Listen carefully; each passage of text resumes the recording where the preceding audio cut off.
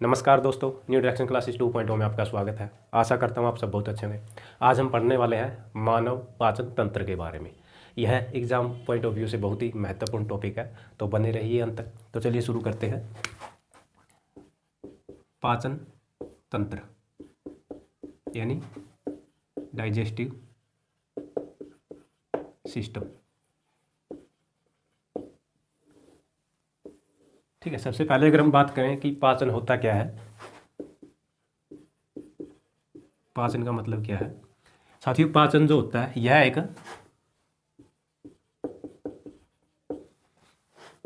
जैव रासायनिक यांत्रिक प्रक्रिया है। ठीक है, जिसमें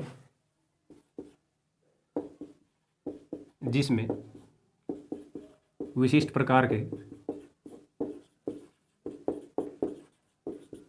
रसायनों व एंजाइम्स की मदद से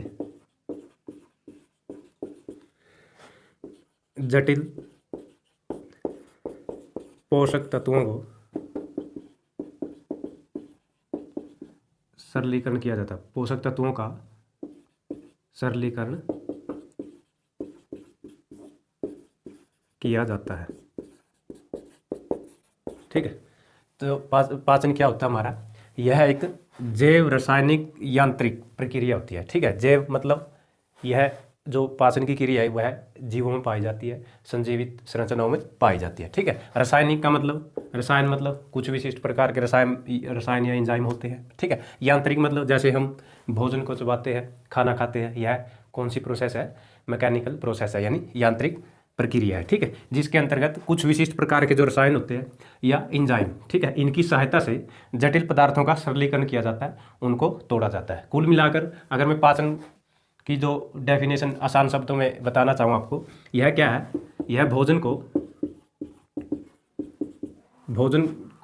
या तोड़कर,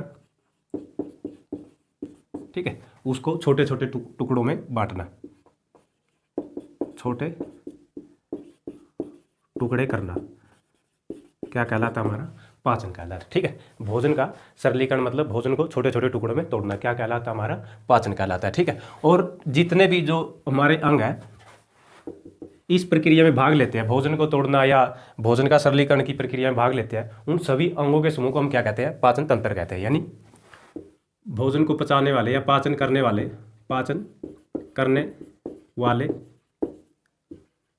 अंगों के समूह को पाचन तंत्र कहते हैं। ठीक है, जितने भी अंग भोजन को पचाने में लगे होते हैं उन सभी के समूह को क्या कहते हैं, हम पाचन तंत्र कहते हैं। अगर हम बात करें पाचन तंत्र को कितने भागों में बांटा गया है या कौन कौन से अंग पाचन तंत्र के अंतर्गत आते हैं, तो उसमें हम देखते हैं जो पाचन है हमारा वह 2 भागों में बांटा गया है। कितने भागों में, 2 भागों में।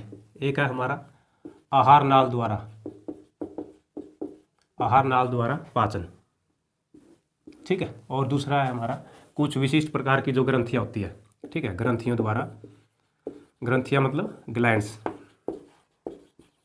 ठीक है, और आहार नाल मतलब एलिमेंट्री कैनाल द्वारा पाचन। ठीक है, इसके अंतर्गत क्या आता है, सबसे पहले अगर मैं बात करूं आहार नाल की जो लंबाई है, कुल लंबाई कितनी है इसकी, कुल लंबाई वह लगभग 32 फुट के आसपास है। ठीक है, और जो हमारा पाचन है वह कहाँ से शुरू होता है, मुख गुहा से छोटी आंत तक पाचन की जो क्रिया है वह खत्म हो जाती है, तो उसके बारे में भी बात करेंगे। सबसे पहले हम देख लेते हैं आहार नाल के अंतर्गत शरीर के कौन कौन से अंग शामिल होते हैं। सबसे पहले मुख गुहा, ठीक है, बक्कल कैविटी बोल सकते हो या माउथ आप इसको बोल सकते हैं, अंग्रेजी में भी हम इसको बाद में पढ़ते रहेंगे, इसका अंग्रेजी में मतलब क्या है, फिलहाल हम यहाँ पे हिंदी लिख लेते हैं। उसके बाद आता है हमारा ग्रास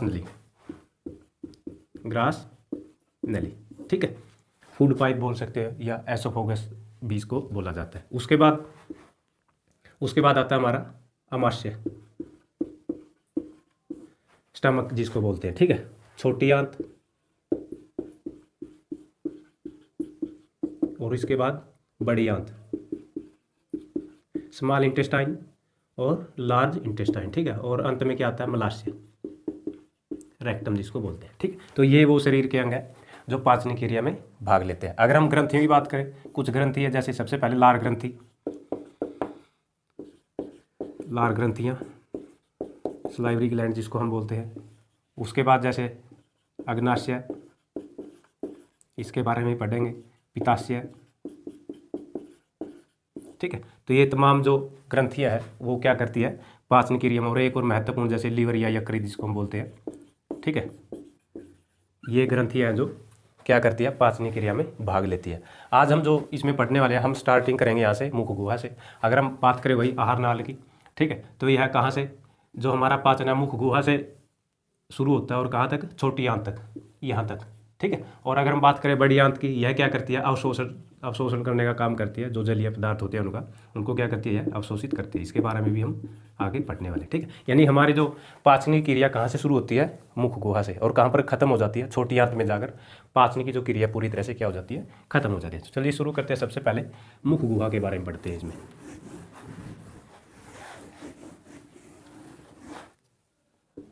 मुख गुहा, ठीक है, जिसको हम माउथ बोल सकते हैं, ठीक है, बक्कल कैविटी आप इसको बोल सकते हैं, ठीक। ये क्या होता है, सबसे पहले यानी मुंह हमारा, हम भोजन मुख गुहा से ही ग्रहण करते हैं। तो यहाँ पे हमारी क्या होती है, पाचन की क्रिया शुरू होती है।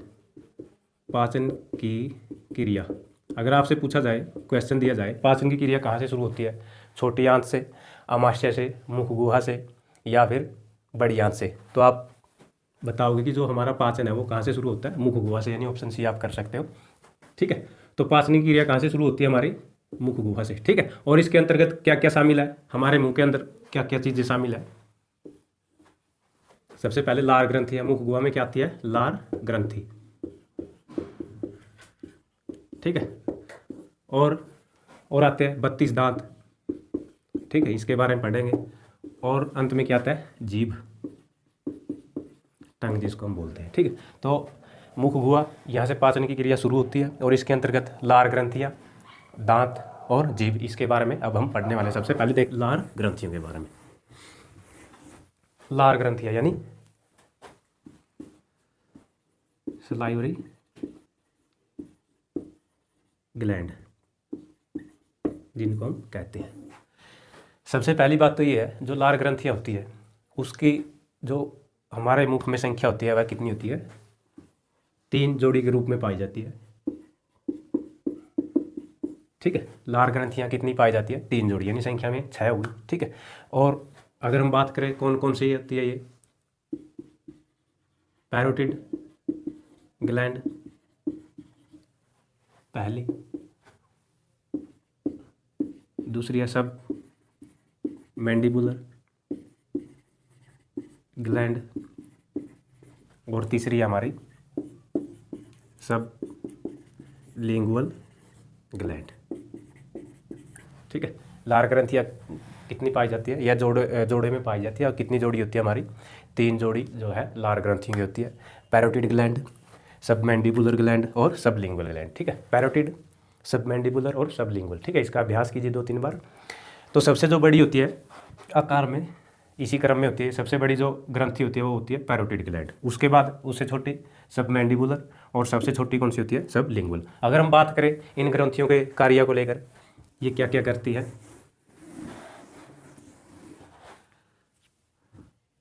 लार ग्रंथियों के कार्य, ठीक है। सबसे पहले तो क्या करती है, लार का श्रावण करती है। ये जो ग्रंथियाँ होती है क्या करती है, लार का श्रावण, ठीक है, जिसको हम क्या बोलते हैं, स्लाइवेशन, ठीक है। क्या करती है, लार का श्रावण करती है। और यह क्या होती है, जो लार होती है हमारे मुख में, वो उसकी जो प्रकृति कैसी होती है, अम्लीय, अम्लीय विलीन होती है, यानी इनका जो प्रकृति है वो कैसी होती है, अम्लीय होती है, एसिडिक नेचर होता है लार का, ठीक है। और जिसका पीएच मान कितना है, लगभग 6.8 तक इसका क्या रहता है, पीएच मान रहता है, ठीक।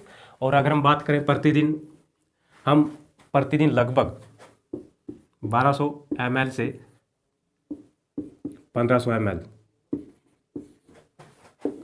24 घंटे में इतनी लार का क्या करते हैं, श्रावण करते हैं। लगभग हम कह सकते हैं लगभग 1.5 लीटर, ठीक है, 1.5 लीटर लार का क्या करते हैं हम प्रतिदिन श्रावण करते हैं, ठीक है। और अगर हम बात करें जो लार ग्रंथियों में जो एंजाइम पाए जाते हैं, कौन कौन से एंजाइम पाए जाते हैं उसके बारे में देख लेते हैं। लार ग्रंथियों में पाए जाने वाले एंजाइम्स, ठीक है। सबसे पहले तो इसमें क्या होता है, एक म्यूकस, जिसको हम क्या बोलते हैं, श्लेष्मा। श्लेष्मा श्लेष्मा क्या करती है, जब हम भोजन ग्रहण करते हैं, भोजन खाते हैं, तो हमारा कुछ समय बाद हमारा भोजन क्या होता है, चिपचिपा या लसलसा टाइप का हो जाता है। तो वह किसकी वजह से होता है, वह आता है म्यूकस की वजह से। जो यह म्यूकस है या श्लेष्मा है, यह क्या करता है, भोजन को मृदु या सॉफ्ट, ठीक है, या हम इसको कोमल भी बोल सकते हैं। यह भोजन को क्या करता है, सॉफ्ट बनाता है, ठीक है, ताकि भोजन निगलने में हमें क्या हो, आसानी हो, ठीक है। उसके बाद जो इसमें एंजाइम पाया जाता है, लाइसोजाइम एंजाइम पाया जाता है इसमें, ठीक है, लाइसोजाइम एंजाइम, ठीक है।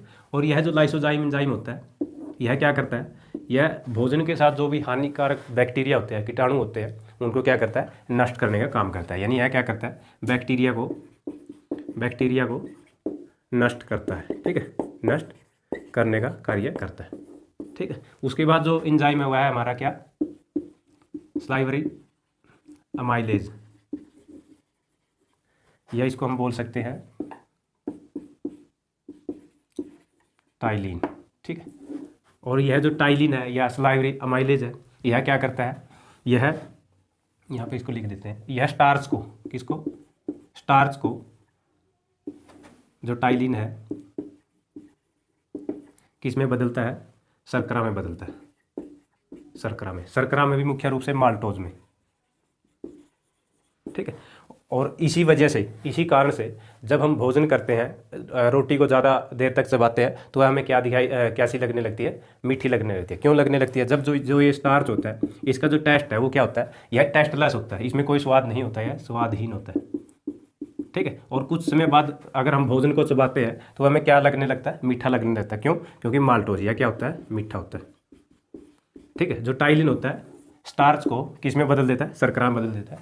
इसी वजह से हमें भोजन है जो ज़्यादा चबाने से क्या लगने लगता है, मीठा लगने लगता है। तो क्या क्या पाया जाता है इसमें, म्यूकस या श्लेष्मा, यह क्या करती है, भोजन को सॉफ्ट बनाने का काम करती है, जिससे हमें भोजन निकलने में क्या होती है, आसानी होती है। और लाइसोजाइम होता है जो एंजाइम, यह क्या करता है, हानिकारक जो बैक्टीरिया होते हैं उनको नष्ट करने का काम करता है। उसके बाद जो सलाइवरी अमाइलेज है या फिर टाइलिन है, यह क्या करता है, यह स्टार्च को शर्करा में भी मुख्य रूप से माल्टोज में बदलने का काम करता है, ठीक है। अगर हम और इससे संबंधित बातों को देखें, जो लार की जो क्रिया है, लार जो हमारे मुंह में आती है, ठीक है, वह कौन सी क्रिया, अनैच्छिक क्रिया है।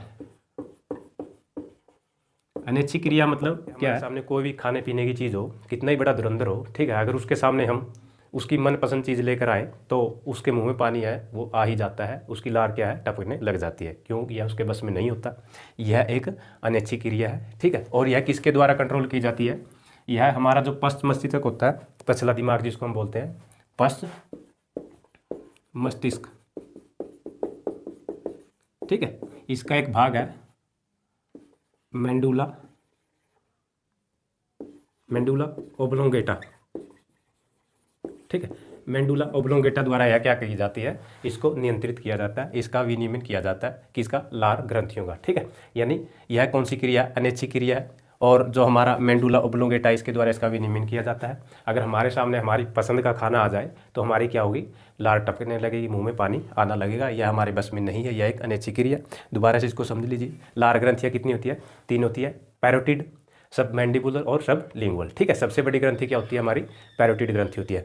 और पैरोटिड ग्रंथि से संबंधित एक बात, जो ये पैरोटिड ग्रंथि है, ठीक है, जब यह किसी विषाणु या वायरस, ठीक है, वायरस से संक्रमित होती है, वायरस से संक्रमित होने पर, ठीक है, जब यह वायरस से संक्रमित हो जाती है तो यह क्या हो जाती है, इसमें सूजन आ जाती है। और उसी बीमारी को हम क्या कहते हैं, उसी सूजन को, संक्रमित होने पर जो सूजन आती है उसको हम क्या बोलते हैं, गलसुआ या मम्स, ठीक है, पैरोटिड। और जो सांप होते हैं, सांप, उसमें जो जहर होता है वो किस ग्रंथि में पाया जाता है? पैरोटिड ग्रंथि में, ठीक है। यानी यह सांपों में जहर की थैली का काम करती है, थैली का काम करती है, ठीक है। यानी जहर किस ग्रंथि में पाया जाता है सांपों में? पैरोटिड ग्रंथि में क्या पाया जाता है? जहर पाया जाता है, ठीक है। ये एंजाइम थे स्टार्च, ठीक है। टाइलिन जो एंजाइम है स्टार्च को शर्करा में बदलता है। लाइसोजाइम बैक्टीरिया को नष्ट करता है। म्यूकस या श्लेष्मा भोजन को सॉफ्ट बनाने का काम करता है। और जो लार होता है वह अनैच्छिक क्रिया, इसका पीएच मान 6.8 है, ठीक है। हम प्रतिदिन 1.5 लीटर, लगभग 1.5 लीटर के आसपास लार का श्रावण करते हैं। तो ये बातें थी लार से संबंधित। अगर हम बात करें इससे जो अगला मुख गुहा में पाए जाने वाला अंग कौन सा है? दांत होते हैं हमारे, ठीक है। दांतों के बारे में पढ़े तो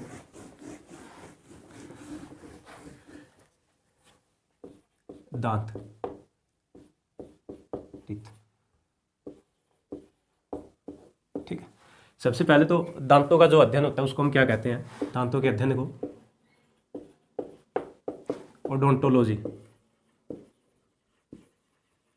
दंत विज्ञान जिसको हम बोलते हैं, ठीक है। दांतों के अध्ययन को क्या कहते हैं? ओडोंटोलॉजी या दंत विज्ञान, ठीक। और हमारे जो दांत है किससे बने हुए होते हैं? कैल्शियम से। किससे? कैल्शियम से, ठीक है। कैल्शियम में भी मुख्य रूप से इसमें लगभग 85% क्या पाया जाता है? कैल्शियम फॉस्फेट, कैल्शियम फॉस्फेट, ठीक है। और लगभग 15% क्या पाया जाता है इसमें? कैल्शियम कार्बोनेट, ठीक है। और जो दांत होते हैं हमारे उस किससे बने होते हैं? कैल्शियम से बने होते हैं। कैल्शियम में भी लगभग जो 85% है कैल्शियम फॉस्फेट पाया जाता है और 15% कैल्शियम कार्बोनेट पाया जाता है। अगर हम बात करें दांतों की परत की तो दांतों में 2 परत होती है। कितनी परत होती है? 2 परत। तो दांतों की कितनी परत होती है? 2 परत होती है, ठीक है। जो बाहरी परत है, बाहरी परत, उसको क्या बोलते हैं हम? इनेमल, ठीक है। बाहरी परत को क्या कहते हैं? इनेमल। और जो इनेमल होता है यह शरीर का सबसे कठोर भाग होता है, सबसे कठोर भाग, ठीक है। हमारे शरीर का सबसे कठोर भाग कौन सा होता है? इनेमल होता है, ठीक है। और यह किससे निर्मित होता है? हमारा कैल्शियम फॉस्फेट से, ठीक। और जो आंतरिक परत होती है, अंदर वाली परत होती है, उसको हम क्या बोलते हैं? डेंटाइन, ठीक है। क्या बोलते हैं उसको? डेंटाइन बोलते हैं। तो ये हमारे क्या है? ये दांतों की परत है। कितनी परत होती है? 2 परत, एक बाहरी परत और एक आंतरिक परत, ठीक है। बाहरी परत को हम क्या बोलते हैं? इनेमल बोलते हैं। यह शरीर का सबसे कठोर भाग होता है और यह किससे निर्मित होता है? कैल्शियम फॉस्फेट से। और आंतरिक परत कौन सी होती है? डेंटाइन होती है। अगर हम आप इसको चित्र के माध्यम से समझना चाहें तो जैसे ये हमारा क्या है,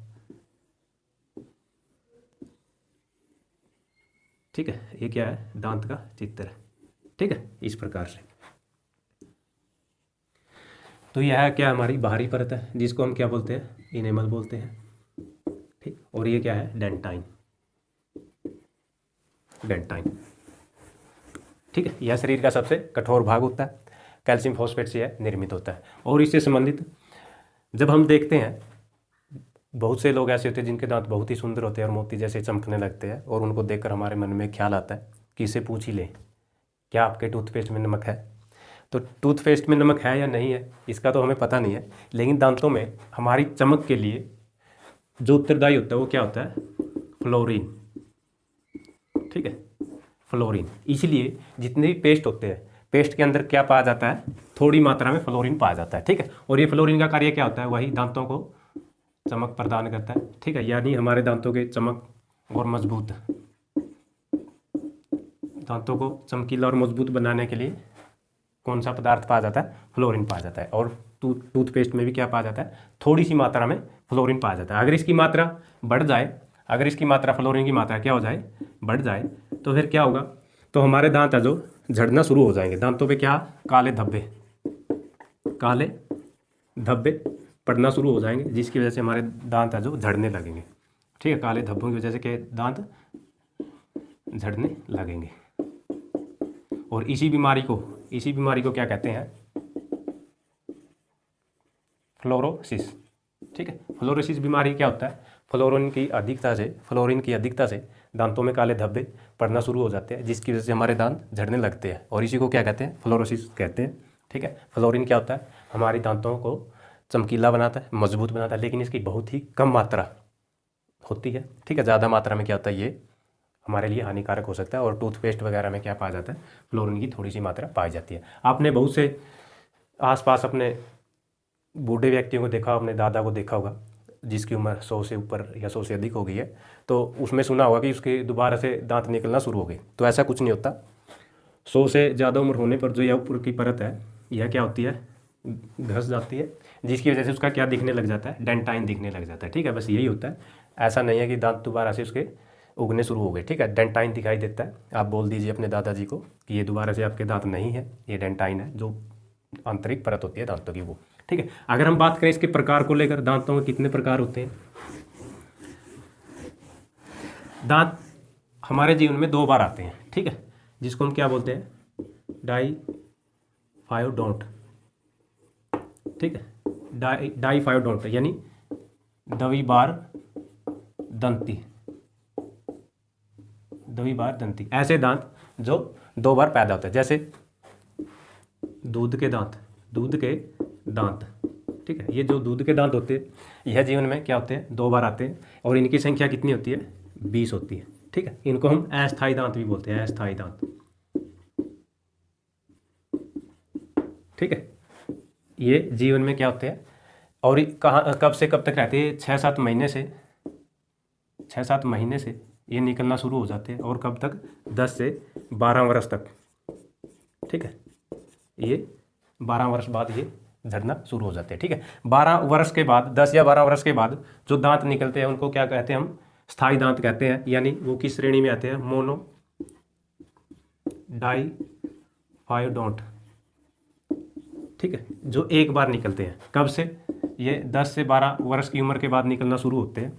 ठीक है, और जब तक दांत रहते हैं आप देखते हो तो इन्हीं की संख्या रहती है, मोनोडाइफाइडोंट कहते हैं, और इनकी संख्या कितनी होती है, 32 होती है। ठीक है, जो अस्थायी दांत होते हैं वो कितने होते हैं, 20, जिसको हम दूध के दांत बोलते हैं। ये 2 बार आते हैं, इसके टूटने के बाद ये दांत आते हैं, जिनकी संख्या कितनी है, 32। तो कुल मिलाकर मानव के जीवन में कितने दांत आते हैं, 20 ये और 32 ये, यानी 52 दांत निकलते हैं। ठीक है, जैसे अगर इसका एग्जाम्पल दे, जैसे अक्ल दांत, विजडम टीथ जिसको बोलते हैं हम, वो क्या होता है, एक ही बार निकलते हैं। अगर हम इसके अन्य प्रकार की बात करें, कितने भागों में इसको बांटा गया दांतों को,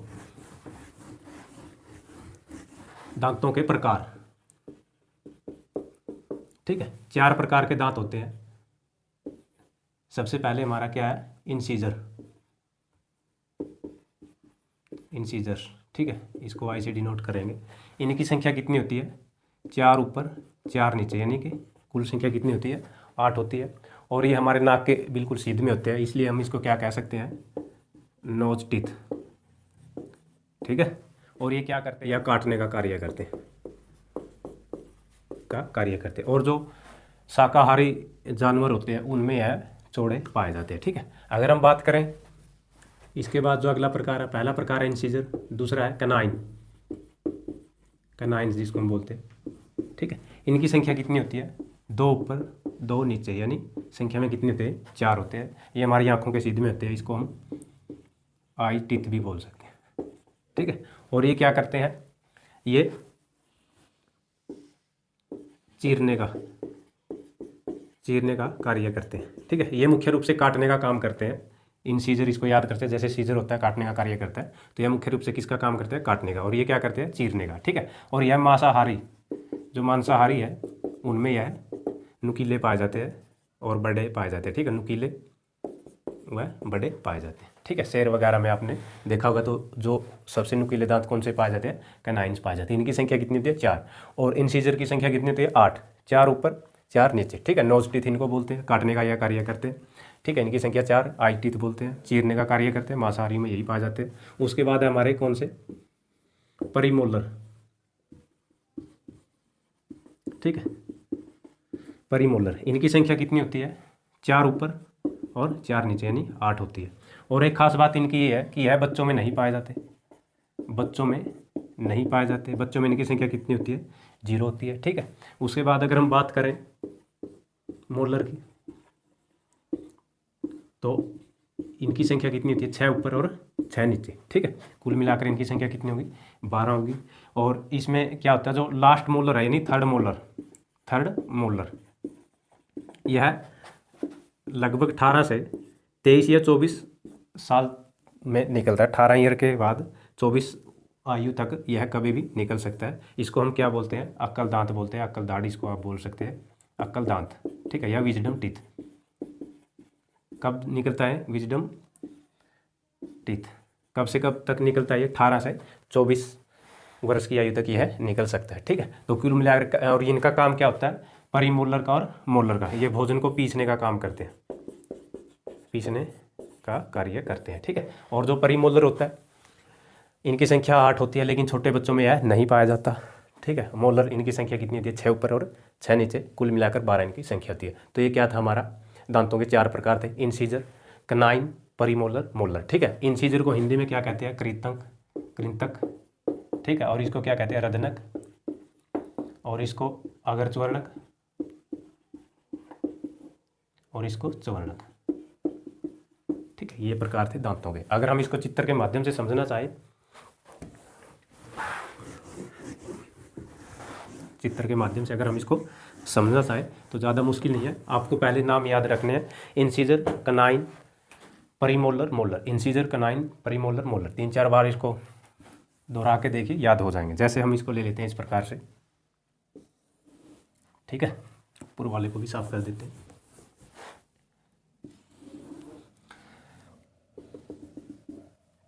सबसे पहले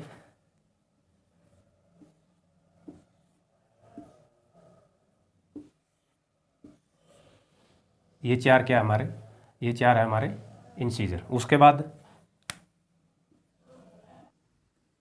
ठीक है, इस प्रकार से, ठीक है। ये क्या होते हैं हमारे इंसीजर, और ये क्या होते हैं कनाइन। इनकी संख्या कितनी होती है, 2 होती है। उसके बाद हमने देखा था परिमोलर, इनकी संख्या कितनी होती है, 4 ऊपर 4 नीचे, ठीक है, इस प्रकार से। और उसके बाद कौन से आते हैं लास्ट में हमारे, मोलर,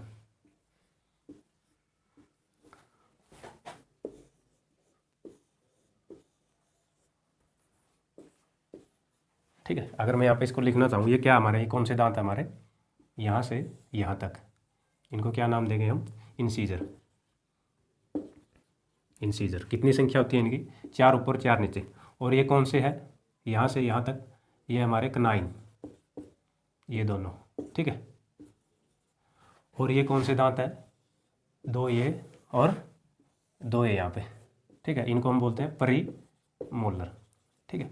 और 3 ये और 3 ये, इनको बोलते हैं हम मोलर, ठीक है। इसी प्रकार से यह संरचना क्या पाई जाती है, नीचे आप सभी जानते हो, 4 ये हमारे इंसीजर हो गया। उसके बाद कितने, 2 यहाँ पे कौन से पाए जाएंगे, कनाइंस, और इस प्रकार से 4 यहाँ पे क्या पाए जाएंगे हमारे, परिमोलर, और लास्ट में क्या पाया जाएगा, 3 यहाँ पे, और आगे इसको यहाँ भी देखते हैं, 3 यहाँ पे, ठीक है। तो कुल मिलाकर कितनी संख्या होती है इनकी, 32 होती है। अगर हम बात करें दंत फॉर्मूले की, जो दंत फॉर्मूला होता है उसमें हम पूरे दांतों का चौथा भाग लेते हैं। कितना भाग लेते हैं दंत फार्मूले में, दंत सूत्र में, जिसको हम देखते हैं। मैं इसको यहाँ पे साफ कर देता हूँ, ठीक है। दंत सूत्र, दंत सूत्र के अंतर्गत क्या आता है हमारा, इंसीजर, कनाइन, परिमोलर और मोलर। इसी प्रकार नीचे इंसीजर, कनाइन, परिमोलर और मोलर, ठीक है। अगर हम बात करें एक छोटे बच्चे का जो दंत सूत्र होता है उसके बारे में, जो बच्चे का दंत सूत्र होता है, बच्चे के दंत सूत्र में क्या नहीं होता, परिमोलर नहीं पाया जाता, इस बात का ध्यान रखना है, ठीक है। और इंसीजर कितना पाया जाता है, देखो इसमें हम कितना भाग लेते हैं दांतों का, चौथा हिस्सा, मतलब सिर्फ इस टाइप, इस तरह से, ठीक। तो ये कितना, इंसीजर कितने हमारे, 2, यहाँ से यहाँ तक कितने हैं, 2। अगर हम बात करें कनाइन की, कितना यहाँ पे कनाइन, 1। अगर हम बात करें परिमोलर की, हमने देखा था छोटे बच्चों में परिमोलर नहीं पाया जाता, तो 0।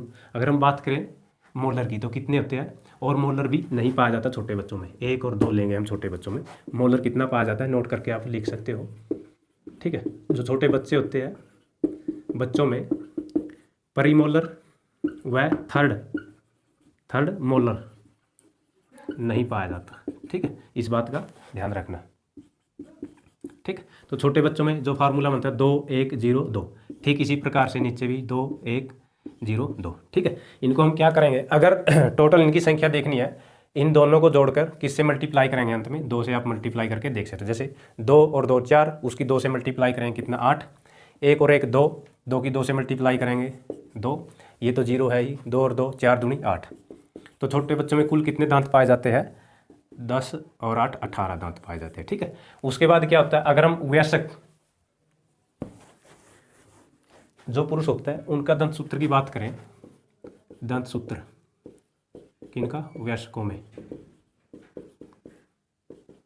वही ICPMM यानी कि इंसीजर, कैनाइन, परिमोलर और मोलर। इंसीजर, कैनाइन, परिमोलर और मोलर, ठीक है। इंसीजर कितना, वही 2 पाए जाते हैं, 2 यहाँ पे, तो 2 2 4 दूनी 8, तो कितने हो गए यहाँ पे, हम 2 लेते हैं, क्योंकि दंत सूत्र में हम कुल दांतों का कितना 1/4 लेते हैं। कितना लेते हैं 1/4, सिर्फ यही हिस्सा हम लेते हैं उसमें, ठीक है। अगर हम बात करें कैनाइन की तो कितना 1, परिमोलर 2, और क्या होता है हमारे जो विजडम टीथ है, ठीक है, ये कितने पाए जाते हैं 3, ठीक है। उसके बाद ठीक इसी प्रकार नीचे 2 1 2 और 3, ठीक है। अगर हम इसकी कुल संख्या देखना चाहें तो कैसे फाइंड करेंगे, इन दोनों को जोड़ो और किससे मल्टीप्लाई करेंगे बाद में 2 से। जैसे 2 और 2 4 दूनी 8, 1 और 1 2 दूनी 4, 2 और 2 4 दूनी 8, 3 और 3 6 दूनी 12, ठीक है। अगर आप इसको जोड़ के देखो 12 20 और ये 32, कुल दांत कितने होते हैं 32 दांत होते हैं। ये क्या होता है वयस्कों के लिए फॉर्मूला। अगर आपसे पूछ लिया जाए जो थर्ड मोलर निकलने से पहले उसका फॉर्मूला क्या होगा, जो हमारे दांत होते हैं without molar, without third molar से पूछ लिया जाए, विदाउट थर्ड मोलर का मतलब जो थर्ड मोलर अभी तक नहीं निकला हुआ है, कब निकलता है 18 से 24 साल के आसपास वो निकलना शुरू होता है। उससे पहले जो फॉर्मूला होगा वो क्या होगा हमारा 2 1 2 2, ठीक है। और यहाँ पर भी 2 1 2 2, ठीक है। उसके बाद 24 या 25 साल के बाद जो फॉर्मूला बनता है हमारा दांत सूत्र का वो ये बनता है, क्योंकि यहाँ पे थर्ड मोलर ऐड हो जाता है, ठीक है। तो ये था हमारा दांतों से संबंधित बातें। तो आज के लिए इतना ही, आशा करता हूँ आपको समझ में आएगा। कल को हम बात करेंगे अमाशय, छोटी आंत और बड़ी आंत के बारे में। तब तक के लिए पढ़ते रहिए। जय हिंद।